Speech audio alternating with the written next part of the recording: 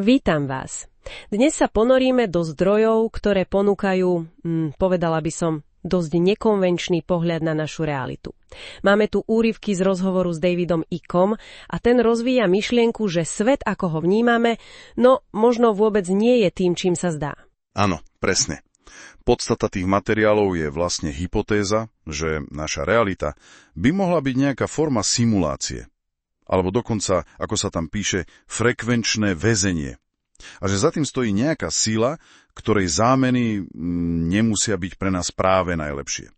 Dnes by sme sa teda mohli pozrieť na tie kľúčové body tejto teórie, ako ich tie zdroje prezentujú. Dobre, tak poďme na to.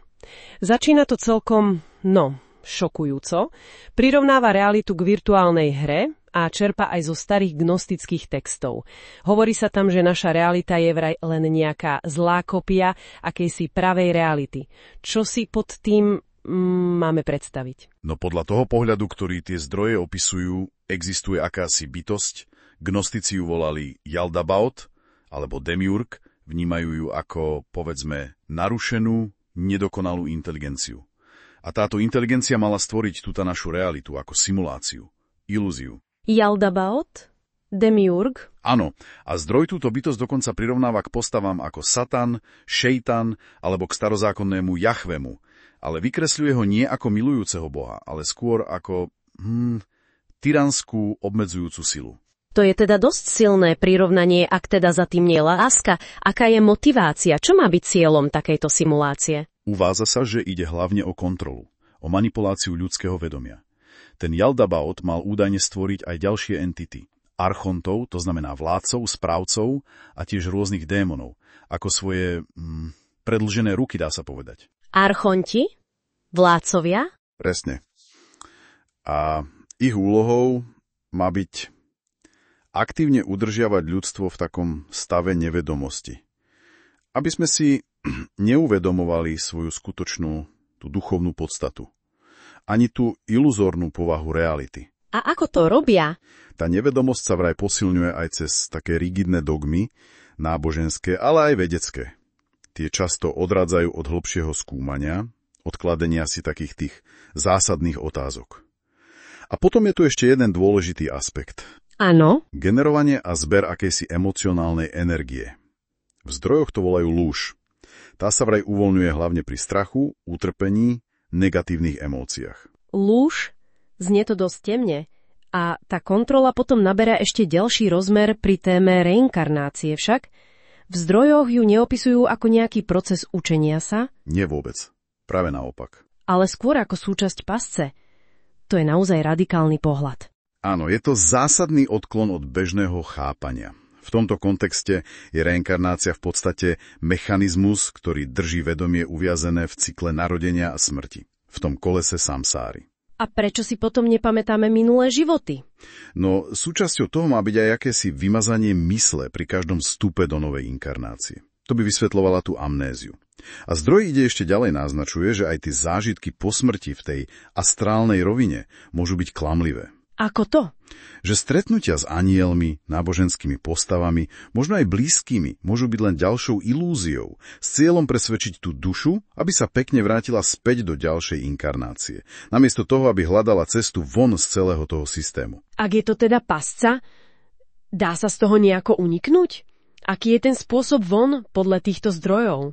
Únik je vraj možný, ale vyžaduje to dosiahnutie určitej špecifickej úrovne vedomia, takej frekvencie, ktorá umožní prekročiť bariéru.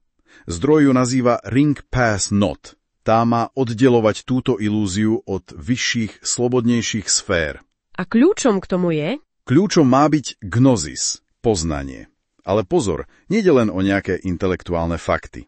Je to hlboké vnútorné uvedomenie si svojej pravej podstaty, že sme nekonečné vedomie, duch, ktorý existuje nezávisle od tela a možno aj od tej duše, ak ju chápeme len ako súčasť Matrixu.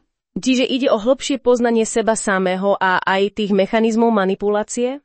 Presne tak, aby človek nebol oklamaný ani počas života, ani po smrti. A tu zdroj robí dôležitý rozdiel. Varuje pred tým, aby sa človek zamotal len do tých svetských konšpirácií. To môže paradoxne udržať vedomie na nízkej vibrácii strachu a hnevu. Aha, čiže nestačí len vedieť o manipulácii. Zdá sa, že nie. To skutočné prebudenie má byť duchovné. Rozpomenutie sa na svoj skutočný pôvod, na svoju podstatu. Fascinujúce, a tie mechanizmy kontroly sa podľa zdrojov neobmedzujú len na duchovno alebo psychiku. Spomína sa tam aj technológia, však umelá inteligencia. Áno. Zdroje interpretujú tú súčasnú snahu o prepojenie ľudského mozgu s AI ako možnú ďalšiu fázu, takú technologickú fázu tej prastarej agendy kontroly. Akože ovládnutie myslenia cez AI? Hypotéza je taká, že cieľom by mohlo byť definitívne ovládnuť ľudské vnímanie, myslenie, cez nejakú superinteligenciu, ktorá by vlastne bola modernou verziou tej archontickej sily. V materiáli sa spomína aj predikcia Raya Kurzweila. Že k prepojeniu ľudí z AI by mohlo dôjsť okolo roku 2030. Presne. A zdroj to vníma ako potenciálne naplnenie práve tohto scenára. Takže keď to zhrnieme, tie zdroje nám vykresľujú obraz reality ako možného, veľmi sofistikovaného konštruktu. Ilúzie, ktorá má slúžiť na ovládanie a zber energie z vedomia. A cesta von? Tá vedie cez hlboké sebapoznanie, tu gnosis, a pochopenie, ako tá ilúzia funguje. Presne taká. Čo je na tom celom asi najviac podnetné, aj keby sme to brali len ako metaforu. Núti nás to klásť si zásadné otázky. Aké napríklad?